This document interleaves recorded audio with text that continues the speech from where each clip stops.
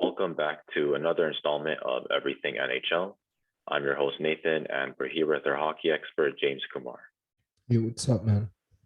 So, so this week we're gonna go over Thursday and Friday's games. We'll look at some pickups, and then we'll preview Saturday's games.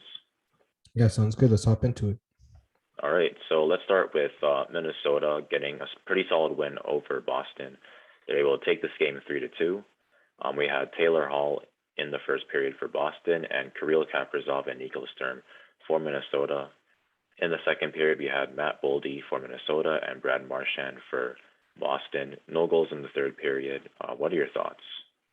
Yeah, we'll start with Minnesota. Great win here. It's unfortunate that Kaprizov got injured after he scored, but yeah, hopefully he can have a quick recovery and come back into the lineup. Then as for Boston, they were out one of their best defensemen, Charlie McAvoy, so it was tough for them to stay in this game. Honestly, it's just going to be a bounce back for them next game, hopefully. Hopefully. And I guess moving on to the next game, we have San Jose versus Buffalo. San Jose was able to get 3 goals in the first period and hold on to the lead the entire game. We had Matt Nito, Timo Meyer, and Thomas Hertl for San Jose in the first, and we have Jeff Skinner for Buffalo in the second, and Zemgus Girgensson for Buffalo in the third. What are your thoughts?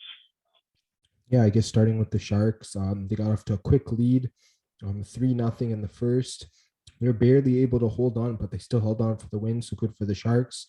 And then getting to Buffalo, tough loss for them. It's their 5th in a row. They did try and come back in this game, but it didn't happen. Both of these teams have been sort of up and down. Buffalo's had more downs than up. And then for the Sharks, hopefully their mediocre record can, maybe they can add some more wins to it and hopefully try and make a playoff push. For sure. And speaking of 2 teams that are trying to make a playoff push, we have Tampa Bay with a dominant performance over the Calgary Flames. No goals in the first period, but Corey Perry with a goal in the second for Tampa Bay, and then 3 goals for Tampa Bay by Braden Point, Andre Palat, and Alex Killorn, and Dylan Dubé with the only game for Calgary in the third period. What are your thoughts? Honestly, Nikita Kucherov coming back for Tampa Bay from injury in this game really just gave this team a boost. I think he had a couple points in this game as well. They went up quickly 4-0 there in the second and third period. And then, yeah, Calgary was only able to add 1 goal after that. Honestly, Tampa Bay, they've been playing, just like they've been playing the last couple of years, just really solid overall. And then as for Calgary, they've sort of been, up and down ever since the pause. They really need to start gaining some momentum. So hopefully they can, I guess, do that in the upcoming games. Yeah, hopefully they get some momentum soon. And I guess moving on to the next game, we have Columbus Blue Jackets versus the New Jersey Devils.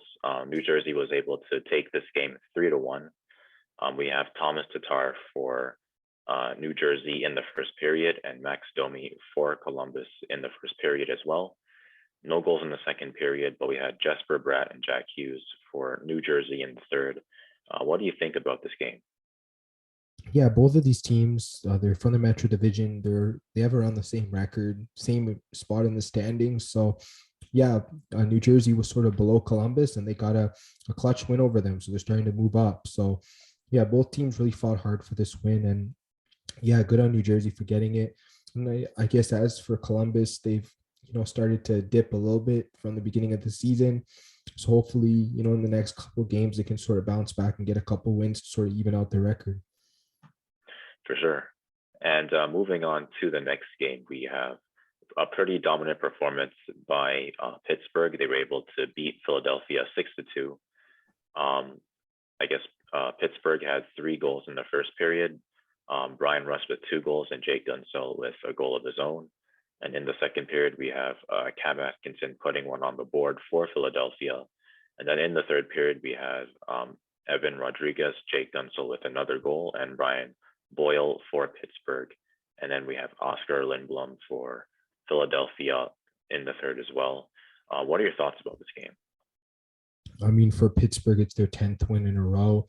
They're pretty much the hottest team in the NHL right now. They're pretty much doing, what we expected them to do. I know a lot of other people said they would drop out of the playoffs, but I mean, if you have Sidney Crosby on your team, I think it's pretty hard to, drop out of the playoffs. He's just such a great motivator for this team.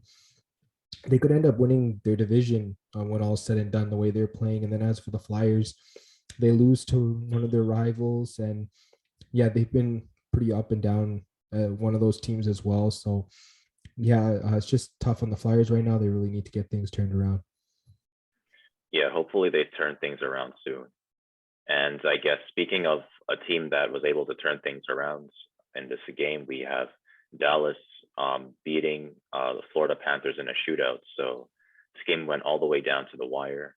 Alexander Barkov in the first for Florida, Michael Raffle for Dallas in the first, Alexander Barkov again in the second, and Patrick Hornquist in the second as well for Florida, and as well as Mackenzie Weegar for Florida.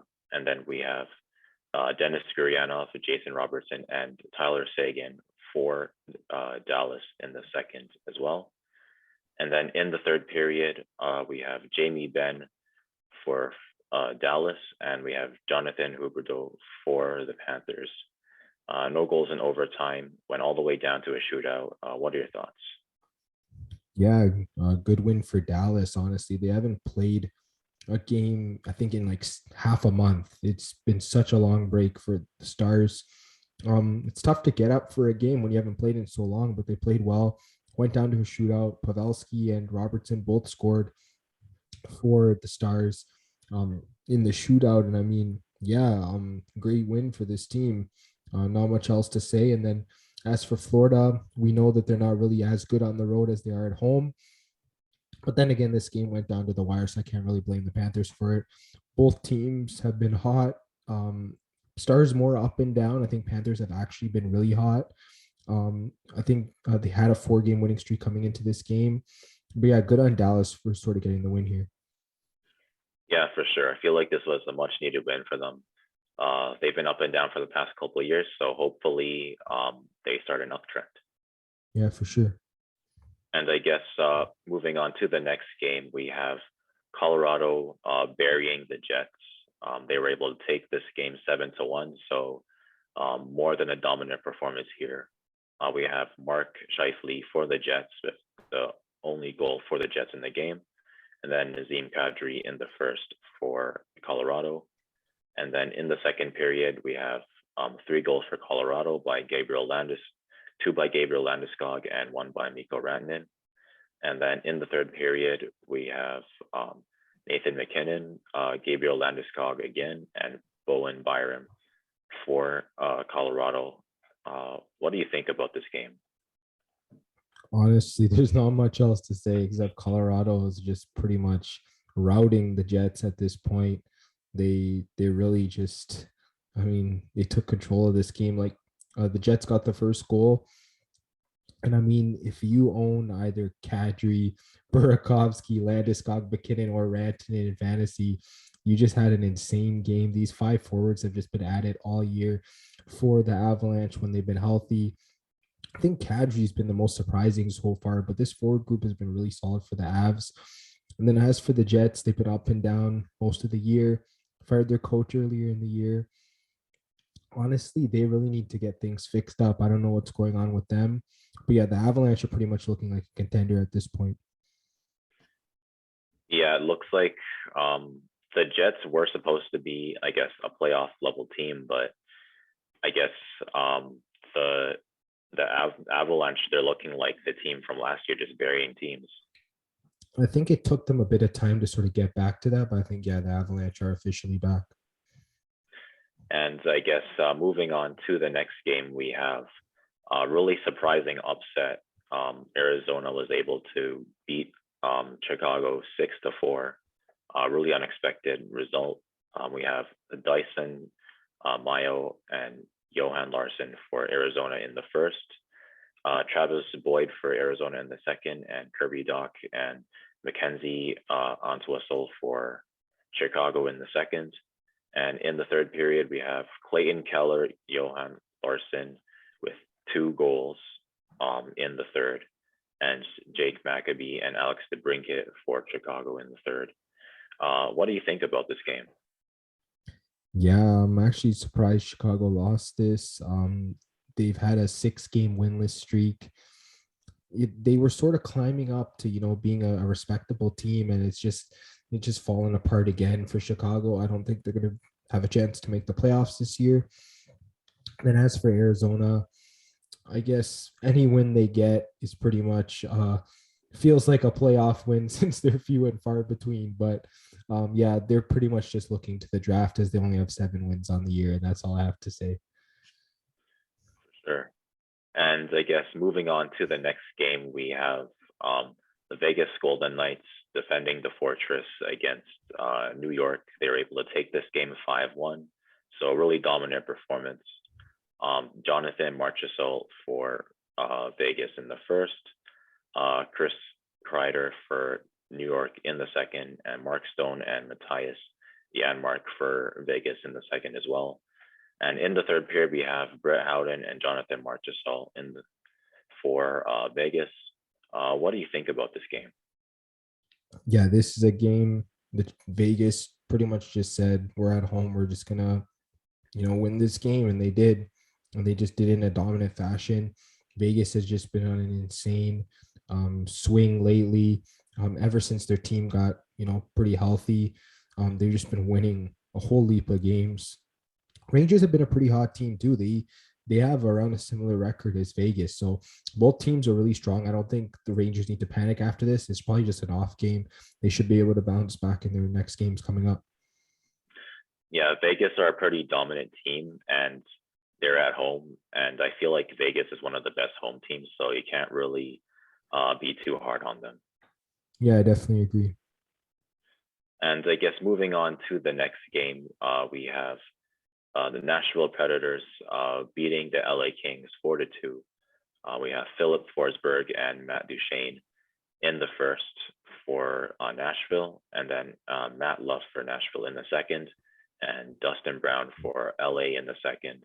And in the third period, we have Martin Frk for LA in the third, and Yakov Trenin for Nashville in the third as well. And what are your thoughts? Yeah, I mean, Nashville's won 10 out of their past 12 games.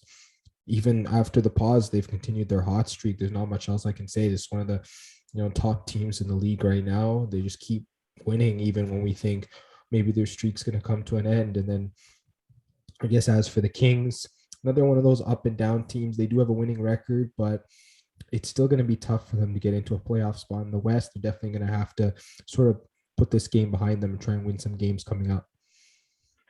Yeah, I guess this is a really impressive performance by Nashville, even though they were a playoff team last year, but it looks like they were able to kind of take the next step.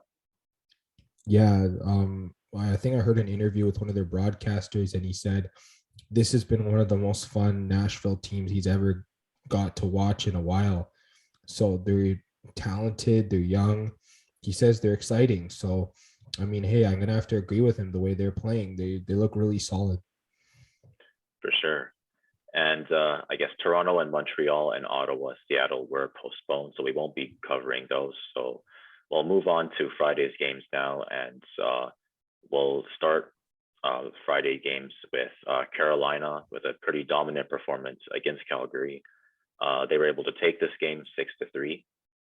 We have Blake Coleman for Calgary in the first, and Jesper Fast for Carolina in the first.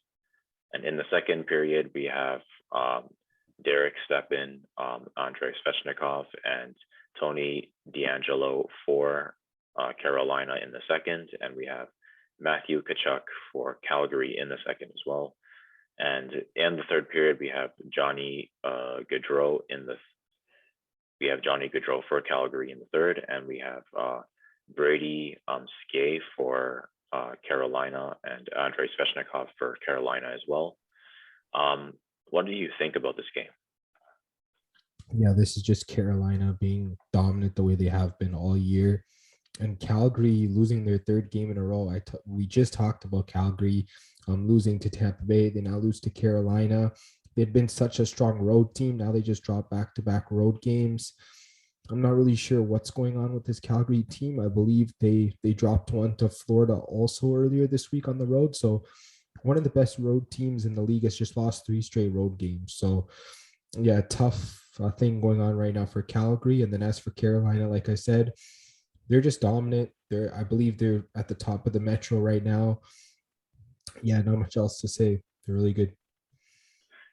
Yeah, I guess it's kind of tough for Calgary because I feel like they tend to have a lot of road games, so they need to be able to find a way to dig deep, even against really dominant teams that they've been facing. So hopefully, they, I guess, catch on fire soon. No pun intended.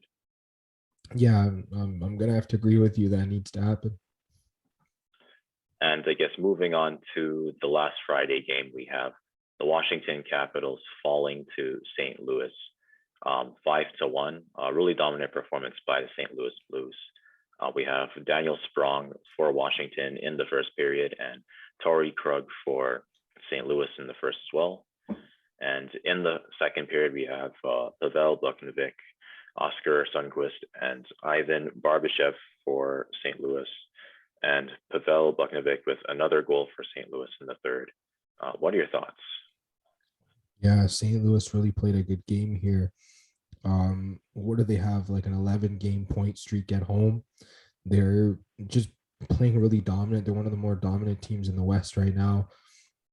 Honestly, this loss doesn't normally happen to Washington, but I mean, I don't believe they are still fully healthy yet. So I'm not going to fully put it on them. It's probably just a one off. I feel like Washington can bounce back. But yeah, good on St. Louis. That was a tough loss to Pittsburgh earlier in the week, but they just bounced right back and beat the Capitals. Yeah, I guess beating the Capitals is always a good win. Yeah, I agree. And I guess that about finishes the recap for this week. So I guess we'll move on to some pickups. And I guess we'll start with forwards. So who are some forwards that people can pick up? All right, with forwards, I'll start with Robert Thomas from the St. Louis Blues. In the game against Washington, he had 2 assists. He was +2. And even in the game against Pittsburgh, he still finished with 3 shots. So even in losses, he'll still chip in certain categories. He had 2 assists the game before that. And then he had a goal and was +3 in the game before that. So he's continually hitting different categories. He's center, right wing eligibility in Yahoo, under 40% rostered. So yeah, definitely go pick up Robert Thomas. And then for another player I have, it's Nino Niederreiter from Carolina. He plays both wing spots. He's also under 40% rostered. In his most recent game, he was +1 shot, 4 hits. So chipping in different categories. Then the 2 games before that, he had a goal in each game. He had 5 shots total, and he had a power play point. So I mean, another guy that's covering different categories. Go pick him up. And then I have Tanner Jeannot again. We talked about him. He plays both wing spots for Nashville. He's a guy, I think he has like 10 hits in his past 2 games or something. Like he's just insane when it comes to hits. He has a shot in each game as well. He's a +1 overall. And then the game before that, he had 2 goals and he was a +2 with 2 shots and 2 hits. So yeah, he's chipping in all sorts of different categories. So go pick up Tanner Jeannot. Yeah, I really like Tanner Jeannot. I feel like he's a pickup that he's going to be 50%, like probably by the next time they play. So I feel like he's one of those pickups that you want to get on right away. Hashtag pick up Tanner Jeannot. Tanner Jeannot 50. I don't think we have to worry about him being under 50. Yeah, he'll get there. Yeah, for sure. And I guess for forwards that I think people could take a look at, I guess you could probably take a look at Anthony Cirelli from Tampa Bay. He has 9 goals, 11 assists. He's +4 with 63 shots. So pretty good all-around offensive forward that I think people can pick up. And I guess the next forward that people might want to take a look at would be Garnet Hathaway. He has 7 goals, 5 assists. He's plus 11 and he has 60 shots. So again, pretty well-rounded forward. He's about 24% rostered, so he should be available in most leagues. And I guess my last forward would be Tage Thompson for Buffalo. His plus minus is pretty low because he's on Buffalo. He's about -7, but he has 12 goals, 11 assists, and 105 shots. So in terms of offense, he's pretty good. His plus minus is pretty bad. So if you should only probably pick him up if you're not really too worried about plus minus. And I guess that's about it for forwards. So who do you have for defense? For defense, I have Alex Goligoski from the Minnesota Wild. He's been pretty solid. I'd say in his last his last 5 games, he's had 4 assists. He's been a +3, and he's had at least 1 shot per game, and he's had almost 2 hits per game. So yeah, Alex Goligoski's covering almost every category. And I mean, he's doing it on like the second or third pairing in Minnesota. So he doesn't even need big minutes. And if his minutes increase, his production should increase as well. So go pick up Goligoski. And then the second guy I have is Eric Johnson. I mean, when you're playing on Colorado, I mean, that last game he had like 2 assists, +2, a power play point, and he had 2 hits. So I mean, he's a defenseman that's clearly getting power play time. So I guess even go to that game before against Chicago, he had 2 goals there. He was +2, 5 shots and 3 hits. So production's clearly there. He's under 40% rostered, so yeah, go pick up Eric Johnson. For sure. And I guess some defensemen that I think you could take a look at. First, I'll talk about Nick Jensen. He's more, I guess, of a defensive defenseman. He has 3 goals, 7 assists. He's +19 with 44 shots. Really good for plus minus. He gets a lot of hits as well. I think against New Jersey, he had 2. I guess last month he had a bunch of hits. So 17% rostered. So he's available in most leagues. And I guess the next defenseman that I think people can take a look at would be Shane Gostisbehere for the Vegas Golden Knights. He's about 6 goals, 17 assists, 67 shots. Unfortunately, he is -7, but I feel like, he's from the Arizona Coyotes, my bad. So yeah, his plus minus is going to be pretty bad. But again, if you're not really too worried about plus minus, you could probably, I guess, pick him up. And that's about it for goalies. So who do you have for defense? Actually, I'll move to goalies instead of defense. Oh yeah. I'll talk about Tuukka Rask again. I've been talking about him last couple of weeks. His roster percentage is going up. He's around 45% rostered now in Yahoo leagues because he did sign an AHL contract. So he's doing a conditioning stint there before signing with Boston.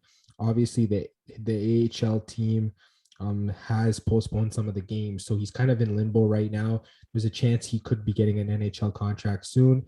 And if he does, he could be playing some games for Boston. And we know how he's been in the past for Boston. So if you need sort of a goalie, just pick him up, put him on your bench for now. And there's a chance he could be starting by, mid to end season. For sure. And I guess I think one deep league goalie that I think people could take a look at would be Anthony Stolarz for the Anaheim Ducks. He has 6 wins and his goal against average is 2.13 and the save percentage is 0.932. So in terms of stats, he's pretty good. He was supposed to have a start against Detroit, but that game got postponed. So I feel like he should be getting some starts soon. So I think he is a deep league goalie that people can take a look at. And I guess that's about it for the pickups portion of the podcast. So I guess we can move on to some previewing Saturday's games, and we'll start with Pittsburgh versus Dallas. And who do you think takes this game? I mean, I think you just got to keep riding Pittsburgh at this point. I know Dallas is at home, but while a team's hot, you just got to keep riding them until they lose their first game. For sure. And I guess moving on to the next game, we have Toronto versus Colorado. Do you think the Leafs can avoid being buried? Well, I'm not sure because the Avs have been pretty hot and they're at home. This game's honestly a toss-up. I'll probably just go with Toronto as like a homer pick, but at this point, that game could go either way. All right. And moving on to the next game, we have Boston versus Tampa Bay. Pretty tough team to turn it around in, but do you think Boston can turn things around on Tampa Bay? It's gonna be tough. They might not have McAvoy again, so I think I might lean with Tampa Bay there actually. All right. And moving on to San Jose versus Philadelphia. Who do you think takes this game? Ooh, that's tough. You know what? Maybe the Flyers get a win here. Maybe I might go with Philadelphia. They're pretty due right now. All right. And moving on to Florida versus Carolina. Two dominant teams, but who do you think takes this? Ooh, Florida versus Carolina. Two good teams there. Florida's had a tough time on the road, so I think I'm going to go with Carolina because they're at home. All right. And moving on to New Jersey versus Columbus. Who do you think takes this? This is a rematch. This time Columbus is home. I think Columbus gets it done here. Give me the Blue Jackets. All right. And moving on to Nashville versus Arizona. Do you think Arizona can upset the Predators? Well, this Predators team is a hot team right now, so I'm not going to fade them. I'm going to go with them in this game. Yeah, I guess there's always next time for Arizona. And I guess moving on to Washington versus Minnesota, who do you think takes this game?